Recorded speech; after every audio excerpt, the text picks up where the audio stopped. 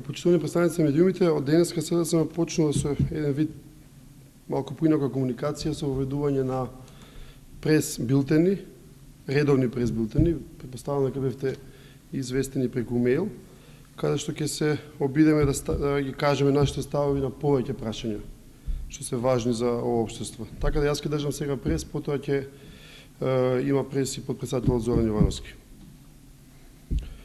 Почитувани, СДСМ е принципијално за борба против криминалот. И максимално сме ги поддржувале и ќе ги поддржуваме сите искрени обиди на институциите на системот да се справат со ваквите појави. Но ова што го гледаме деновиве во акцијата Детонатор фрла голема сенка и на работата токму на најповикуваните институции на системот. СДСМ смета дека за акцијата Детонатор мора да има и политичка и кривична одговорност. И тоа по вертикала до највисоките позиции во власта. За што станува збор? До сега се пронајдени повеќе од 600 покер апарати. Тоа е цел контингент шлепери пренесени преку граница. Директорот на Царина, Ванчо Каргов, или знаел за ова, или морал да знае. Ако знаел, треба да понесе кривична одговорност. Ако не знаел, а морал да знае, треба веднаш да биде разрешен. До сега се откриени повеќе од 50 локали каде што се организирале овие нелегални активности, без фискални сметки, без никаква контрола. Директорот на УЈП, Горан Трајковски, или знаел за ова, или морал да знае. Ако знаел, треба да понесе кривична одговорност. Ако не знаел, а морал да знае, треба веднаш да биде разрешен. Зоран Ставрески е директен шеф на Ванчо Каргов и Горан Трајковски. Ставрески или ќе побара политичка одговорност од овие лица и веднаш ќе ги разреши, или тој нека си даде оставка.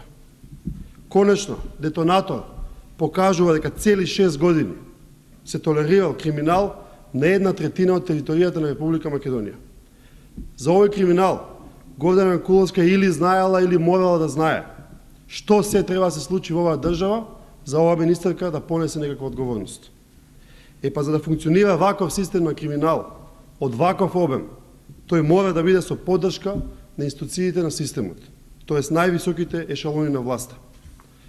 Колеги од власта, очекуваме да продолжите со расчистување на криминалот до горе во хиерархијата, без оглед до каде ќе стигне ова. Можеби ќе треба некои луѓе да се самоуапсат. Овие луѓе знаеле или морале да знаат? Ако знаеле, тогаш им следи кривична одговорност. Ако не знаеле, а морале да знаат, тогаш најмалку што може да направат е да си поднесат оставки или да бидат разрешени. СДСМ бара неселективност во борбата со криминалот. Бараме достојност во пронаоѓање на одговорните. Истовремено се плашиме, како и за сите претходни акции, дека и ова акција ќе се претвори во политичка алатка за пресметка со неистомислениците, а главните актери ќе останат недопрени.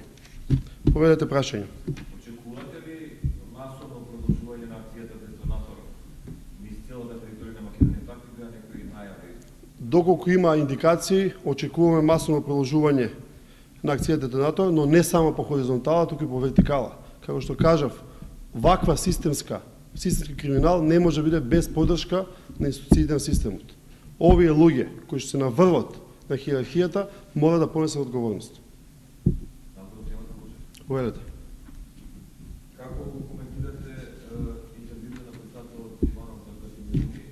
Таму најмеси он дека, односно шеднаш го повтори ставот дека Грција, односно и НАТО треба да ги почитуваат сите, така да речем, меѓународно признати документи, а возирајќи на времената сползување на пресудата од СК, како и тоа дека со приемот на Македонија во НАТО, Грција ќе добила многу близок и, како да кажам, верен партнер во едината. Па јас ги овие изјави или овој интервју го толкувам само како изјави интервју за домашна потреба. Ние во Чикаго одиме на очекуван и однапред најавен пораз.